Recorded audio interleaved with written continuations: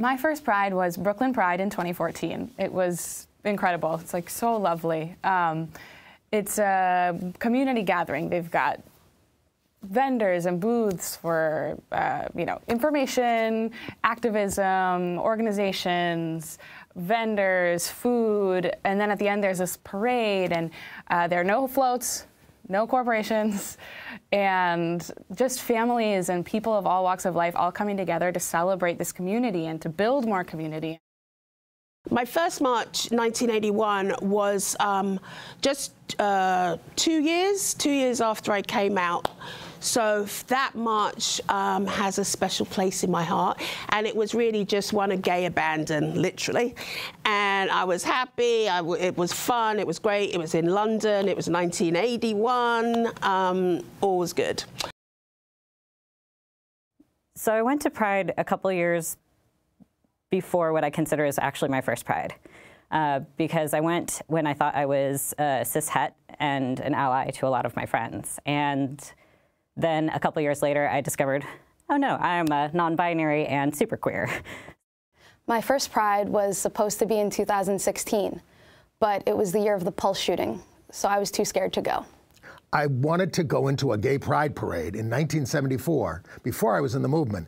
And I lived on Long Island. I snuck into the city and didn't tell my parents or anybody where I was going. And I watched this thing, this amazing, all these gay people. And I just took my first real public step, and I jumped into the thing. I was moving into my first apartment. I was 19 years old. It was 1976. I was closeted, and I was so naive. I knew nothing about the gay culture, except to stay away from it. The ironic thing was that the apartment I was moving into was located at Christopher Street and the West Side Highway. I had no idea that I was moving into the epicenter of the gay culture during the height of the gay revolution. And it was on Gay Pride Day. I'm originally from Denver, and I came out in high school, so I remember going to some Pride festivities in Denver. I was not a participant, I was not a spectator in any way, but I was trying to drive cross town. And the person who was driving the car got frustrated at those fucking queers. And at the time, I was fairly much in the closet, but acknowledging all of my inner desires that were bubbling up. And it was really, it was disheartening. And I sat in that seat and had issue with myself for not saying something. But it's like, what do I say? Anyway. My early experiences with Pride were less than underwhelming. I just didn't enjoy it. I felt very disconnected. I didn't like standing on the sides and watching, and I didn't have a real, I came here from Mexico, and so I felt very disconnected, and I didn't know how one could participate or how I could participate. My first Pride Parade was here in New York City. I was meeting up with a friend of mine down over by Christopher Street, and we were really on opposite corners of each other, but we didn't meet each other for about an hour and a half because of the barriers and the crazy traffic and the police and all of the people. The first time I ever attended a gay pride was in Brooklyn, the first Brooklyn Gay Pride, I guess in 1996 or 1997. But early on, I was offered the alternative of attending the Drag March, which started in 1994, which is a part of New York City Gay Pride weekend, some might say. And I found that satiated my desire to act up, if you will. And it was an alternative to the corporately saturated march as it exists today. So my first Pride was in 2017. I went to the New York City Pride Parade with my partner. Prior to that, I didn't even know I was a member of the community. I went to them as an ally, but not for me. There were men everywhere, and they were openly holding each other's hands. Everyone was chanting off the sidewalks into the streets. I was standing on the sidewalk. And my future was in front of me. I had no choice. I could not hide in the closet any longer. So I joined them in the streets. And in that moment of stepping out of the closet, I took my first step from oppression and towards liberation.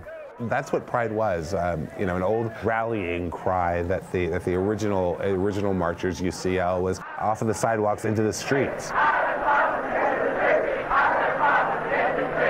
For years and years, that was a part of Pride. Anybody watching the march go by could just hop in and join anytime that they wanted to.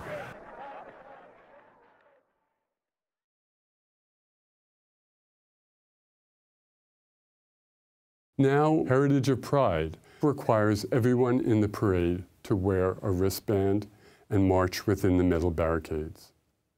This prevents people on the sidewalk from spontaneously joining the parade in the street.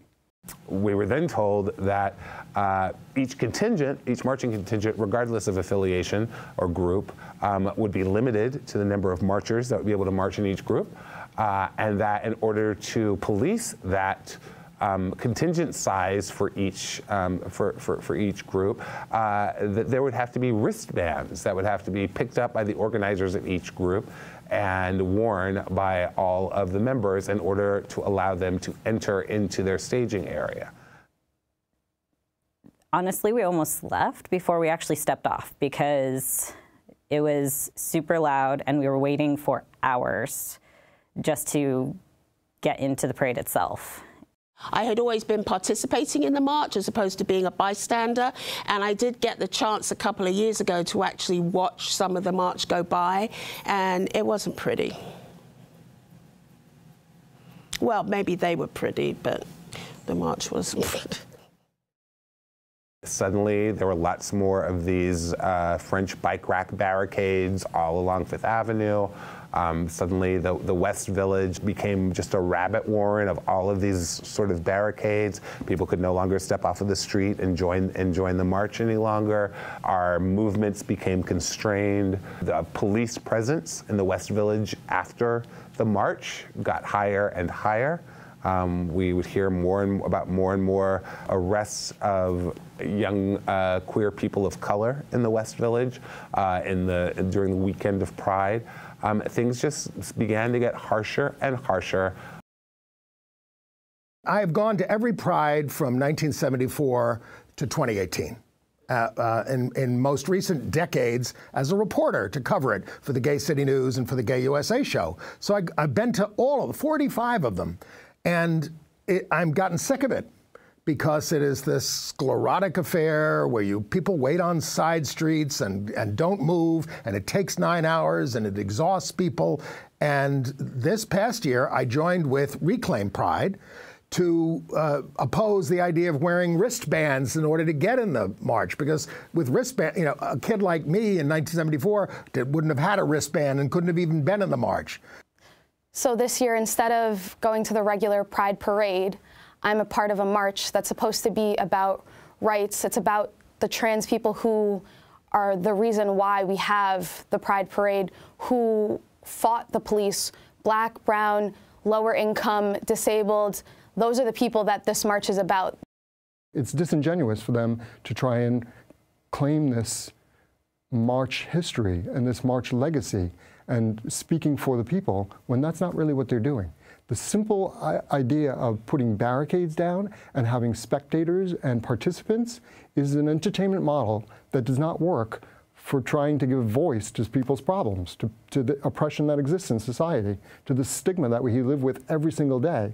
That's what needs to be addressed. There are so many different people, organizations, groups that have been kind of left out in a lot of ways, in the way that Heritage of Pride organizes the annual Pride Parade, which they try to call March, but which is really a parade. This Rainbow Party has nothing to do with people's stories. And I think in the Dyke March there is love, there is outrage, there is passion, there is community, and there is joy and reverence all at the same time. And I think that's really what we're trying to emulate in 2019, 50 years since the Stonewall Rebellion here in New York City. A lot of companies give money to politicians and candidates who don't support LGBTQIATS+ rights. And it really frustrated me, like the corporatization and all the floats, when the rest of the year you don't hear them talk about Pride, you don't hear them promote LGBTQIATS+ people. From my understanding, the goals of Reclaim Pride are to kind of band together our community and give ourselves a stronger voice together to fight for the things that our government is currently trying to take away from us and actually succeeding in taking away from us. And it's not just our community, because our fight is intersectional. We had several conversations with Heritage Pride through that summer, just about what the next year's Pride March would be. Whether or not for the 50th anniversary of Stonewall, whether or not Heritage of Pride would put activism and put the rights of LGBTQTSIA people globally at the forefront of this march, as well as honoring the history of the Stonewall Rebellion. When you look back on what times were like when that first Christopher Street Liberation Day Parade March happened, it was incredibly dangerous to be identified as a gay person within our culture, as a lesbian person. At least 300 people have been arrested by the police in the New York area during the last 3 weeks. What do you want the police to do? We want them off our backs. We want them to stop harassing us, stop pushing us around. The dialogue hadn't quite progressed socially enough to include other marginalized people within our community, but even to be identified as gay was cause for physical harm, but certainly you were likely to lose your livelihood. It was a lot harder back then to be out and to fight for those rights. Like now it's not super easy, but it is a lot easier. I became a teacher, and often when I would bring up the history of the Stonewall Uprising, many of my students, many of them queer and trans, had no idea about that uprising. They had no idea why we celebrated Pride. They themselves just saw it as a big party. And that really changed my thinking around what Pride should look like. It was the first time that members of the LGBTQIATSA+ were able to walk out freely, and we were able to say this is how it is because this is who we are. And it wasn't fancy, and it wasn't celebrity. We want to have what we had in 1970, which is a civil rights march, a human rights march, a march for our liberation. It's putting the people who are the most marginalized in front, and I think that's the thing that we need to focus on. I don't believe that the regular Pride Parade does this. We can sort of take a cue from those folks who led that first march, and certainly the Stonewall Uprising, to include all aspects of our community, which is broad and wide, and show America and the world that we are still vanguards of our culture, especially when it comes to issues around social justice and human rights. The people who run it feel we need a lot of money to do what we do, so we're going to involve a lot of corporations and take their money, and they're going to pay for things, and we're going to give them prime spots, and it's absolutely insane. I mean, it doesn't give priority to people involved in the LGBTQIATS+ movement, which is what it's supposed to be about. And the community groups are the groups that should be featured.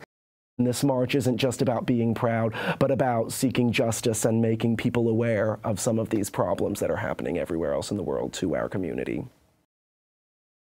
As a queer woman, that's my history. Those are the people on whose shoulders I stand now. the reason for the life and the opportunities, privileges in some form, being as I live in a Western democracy, but it's the core, it's the foundation of gay liberation. Pride used to be a time of freedom in this city, freedom for our communities. It was a time of community, it was a time of freedom, it was a time of just sort of unfettered liberation. And as time went on, it just became more corporatized, it became more constrained, it became more policed, and more about the exertion of control over our queer lives rather than the celebration of our queer lives. From what I've seen of Black LGBTQIA+ culture, a lot of Black people do not feel included and don't go to the Pride Parade. And that's something I've noticed, and I want to be a part of this march because I feel included and I feel highlighted as a member of this community. Pride is over-policed. In many ways, it's become a celebration of an institution that harms Black and brown people, poor people. So I got involved because I wanted to imagine a pride without institutions of violence, and a pride that actually celebrated people fighting back against these institutions and demanding their liberation. We want no police at the march. Because the police are the ones that are the reason the Stonewall riots happened, because a Black trans woman named Marsha P. Johnson and Sylvia Rivera, a Latinx trans woman, they were fighting with the police.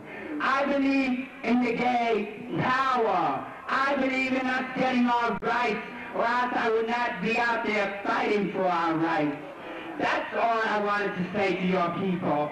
If you all want to know about the people that are in jail, and do not forget Bambi Lamore and Dora Marks, Kenny Messner, and other gay people that are in jail, come and see the people at Star House on 12th Street, on 640 East 12th Street, between B and C, apartment 14. The people that are trying to do something for all of us, and not men and women that belong to a white middle class, white club, and that's what you all belong to. Revolution now! Give me a G! Give me an A! Give me a Y! Give me a P! Give me an O! Give me a W! Give me an E! Give me an R! Gay power!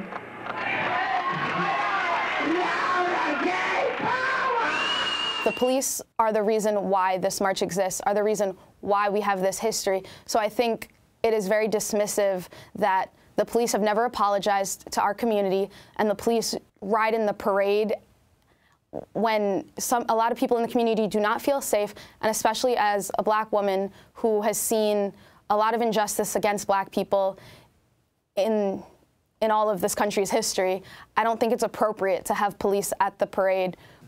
What we do for the least in our community just has a benefit that trickles up, right? If you have these corporations paying living wages to queer and trans people, that benefits the rest of society too. And if you have the police stop harassing trans people and Black and brown people, that benefits also straight people. People take for granted that you can get same-sex couples can get married now. That could be reversed by the Supreme Court, so that states could go back to not allowing it anymore, because many of them have laws against it, or they can just trim what benefits they have to give us if they want. So that's just in the United States. And of course, there's a tremendous amount of anti-gay violence that never stopped and that we still have to address. And my God, the rights of transgender people. Here in New York City, we can walk down the street hand in hand, which was something you know, that people were fighting for in the early days. But Can a transgender individual walk down the street holding someone's hand? Not so much. I'm on the board of New Alternatives for Homeless LGBT Youth. Our kids, the transgender kids, they are constantly getting arrested in the city of New York by the police just for walking down the street. It's an easy arrest for the police. They say you were prostituting yourself when they have no relationship to that. We've spoken about, and we continue to speak about, the bravery and the revolutionary acts of our elders in 50 years ago.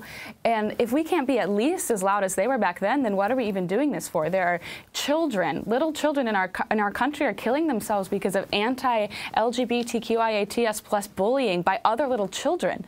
There are trans women who are being beaten and murdered at beyond alarming rates in this country. And abroad, there are families receiving their sons' bones after being tortured and murdered for being gay. Homosexual acts are punishable by death in many countries, and trans people are being beaten and killed just for daring to be themselves. If you can sit quietly or sit through a rainbow-colored party through all of this, how can you even sit through that? How can you not stand up and say something?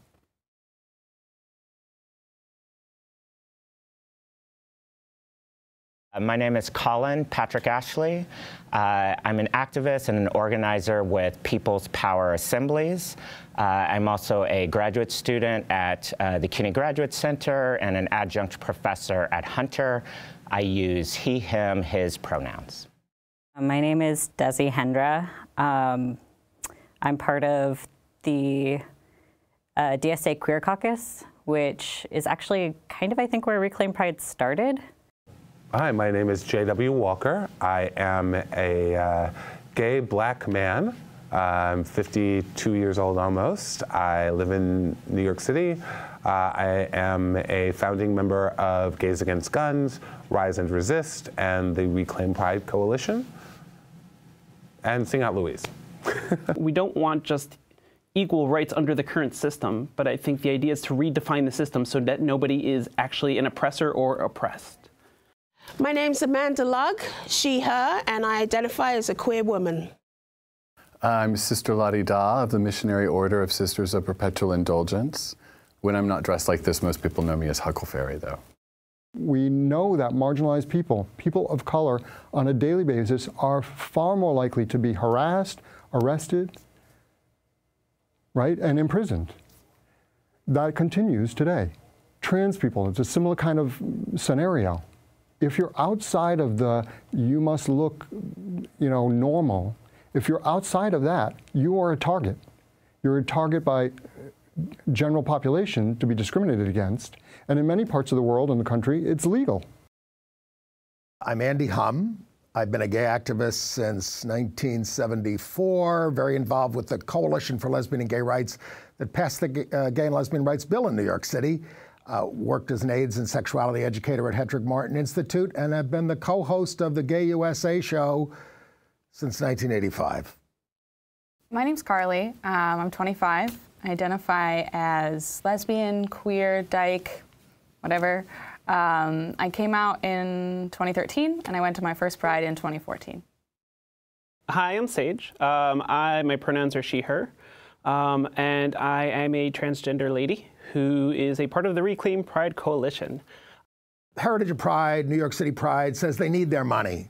So they allow corporate floats and corporate contingents in huge numbers, bigger numbers even than in the gay community groups numbers, to march. And it takes up a tremendous amount of space. They're just doing it for advertising. I mean, if they wanted to, if the corporations wanted to stand on the sidelines holding a banner saying, TD Bank, we support you, that'd be nice and they could support us. But they're taking up a lot of space, time, and we don't even get to have a march that we can enjoy that day. Hi, I'm Francesca. I'm a 23-year-old bisexual black girl. I live in New York City. I'm an accountant. Hi, my name is Philip, and my preferred pronouns are he, him, his. I identify as queer. What we're really here to do with Reclaim Pride is to honor this history with a march that starts in the West Village and goes up to the park, just as they did 50 years ago. that has space for our most marginalized members of our community who might not be able to see themselves in this other city-sponsored parade, and has without barriers on the street so that anybody can enter off the sidewalks at any time. This is a march for everyone with no police presence, which would endanger many of our community members, and with no corporate floats, because Pride is not about the corporations. Pride is about the liberation of the people. Hi, I'm Gabriel San Emeterio, and I am the co-host of Rainbow Notes NYC, a radio show out of Hunter College Radio. I am a queer man, queer Latinx man, and my pronouns are he, she, they, and I like to have them mixed.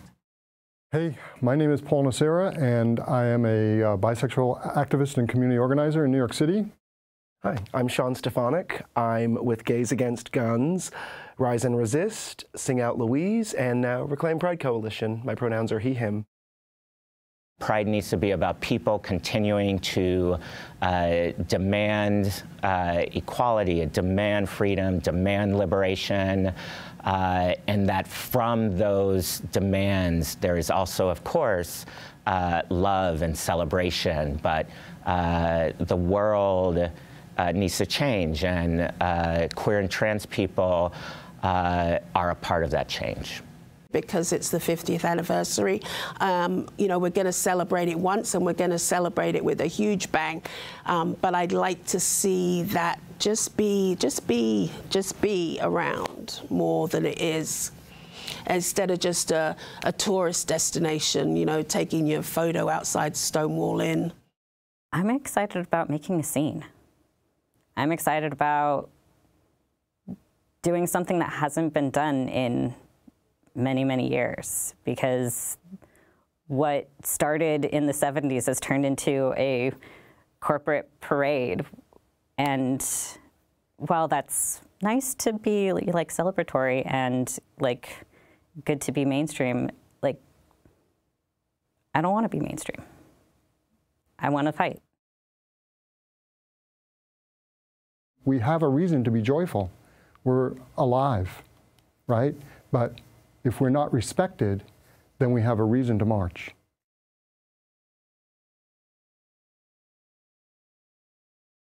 This movement has become so capitalist. It is a capitalist movement. I didn't believe that I would have to sit here 32 years later and basically bitch about the fact that they have become so capitalist. This is no longer my pride. I gave them their pride, but they have not given me mine.